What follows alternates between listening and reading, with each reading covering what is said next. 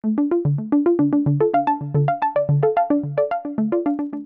I already discussed the early history of mechanical wristwatch alarms in another video, today I'd like to discuss their functionality. And to begin, here's an example.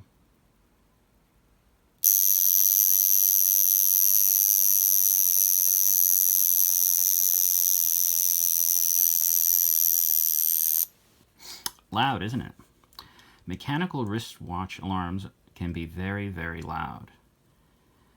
And back in the pre-internet days, there was a lot of sense in having something like this. It was a fairly mechanical world, up to, say, maybe the 70s. And a mechanical wristwatch would be a convenience for a busy person. And not surprisingly, if you look at the developmental history of them, the 70s is really where the technology peaked. Not only was JLC producing various versions of their Memovox watches and increasing the beat rate, but Omega came in with their Memomatic, which I also have a separate video for on the movement. And they were advertised, they were targeting busy people.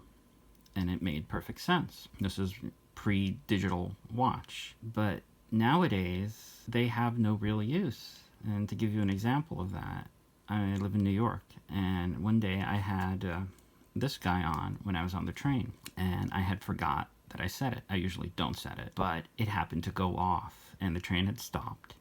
And I swear it looked like every single person in the car stopped and looked at me in terror. I fear they thought it could have been a bomb. And that, I think, is a really great example that demonstrates how foreign a mechanical alarm is to people nowadays. It's such a strange occurrence to hear something like that from most people. I shudder to think at what it would be like if this happened in a plane. You would probably scare a lot of people. And I think that really goes far to demonstrate of just how useless this technology is nowadays.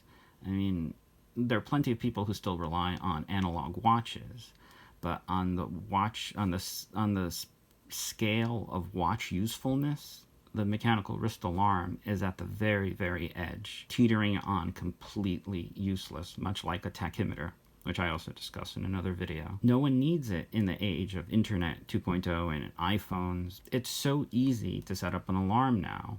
The idea of someone spending money on this elaborate device it's sort of almost comical, even though JLC continues to pump them out. And while Omega's out of the mechanical wristwatch alarm game, at least to my knowledge, not too long ago, Rolex's Tudor division invested in a semi-unique, not quite in-house, but unique movement for their Tudor Advisor.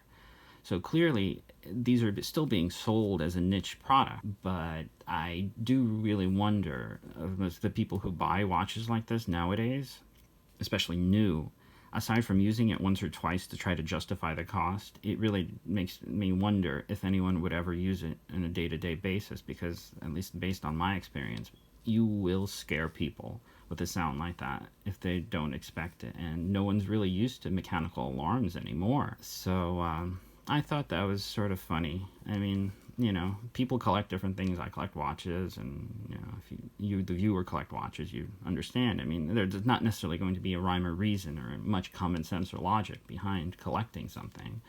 But I fear the mechanical wrist alarm watch, much like a film camera, is really at the point where it's almost something you could just use to display and to remind younger people of what things were like way back when. And they're still fun, neat little watches, but my God, are they useless. Well, anyway, that's about it for this video, and as usual, thanks for watching.